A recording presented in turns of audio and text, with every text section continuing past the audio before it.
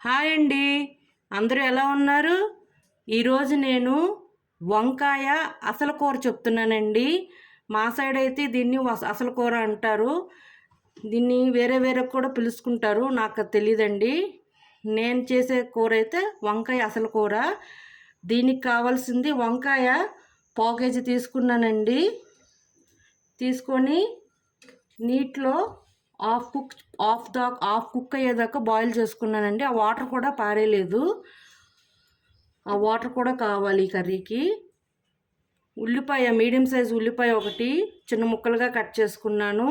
ఆవాలు 1/2 table spoon, జీలకర్ర 1/2 table spoon, పచ్చిమిర్చి 2 తీసుకున్నాను, చిన్న ముక్కలుగా కట్ చేసుకున్నాను.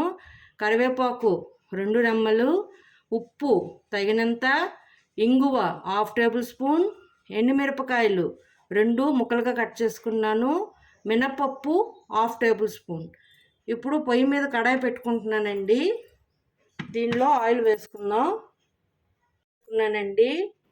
2 టేబుల్ స్పూన్స్ దాకా. ఇప్పుడు అది వేడెక్కింది, దానిలోనే మినపప్పు వేసుకున్నానండి. అది వేగాక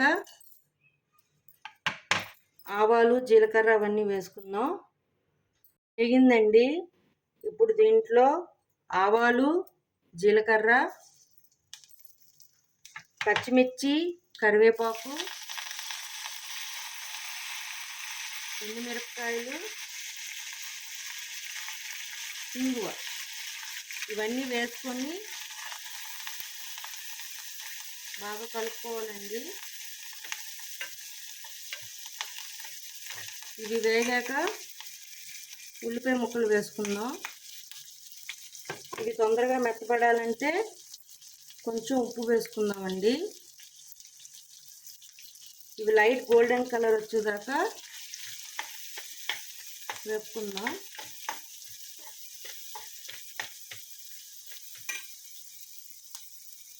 చూడండి, నేను వేసుకుంది 1.5 గ్లాస్ వాటర్ అండి. ఇది 1 గ్లాస్ అయ్యేదాకా నేను ఈ వాటర్ని, వంకాయల్ని ఉడికించుకున్నానండి. మీకు ఇంకా కొంచెం తిక్కు కావాలనుకుంటే కొంచెం బాయిల్ చేసుకోవచ్చు. నేనైతే ఇలానే ఉంచుకుంటున్నానండి. ఇప్పుడు గ్యాస్ ఆఫ్ చేసేస్తున్నాను. ఇది సర్వింగ్ బౌల్లోకి తీసుకుందాం. ఇప్పుడు దీన్ని, ఇది రెడీ అయిందండి. ఇది అన్నంతోనే బాగుంటుంది కర్రీ.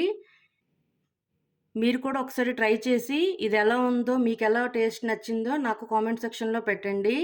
మీకు నచ్చినట్లయితే like, share and subscribe it. Bye.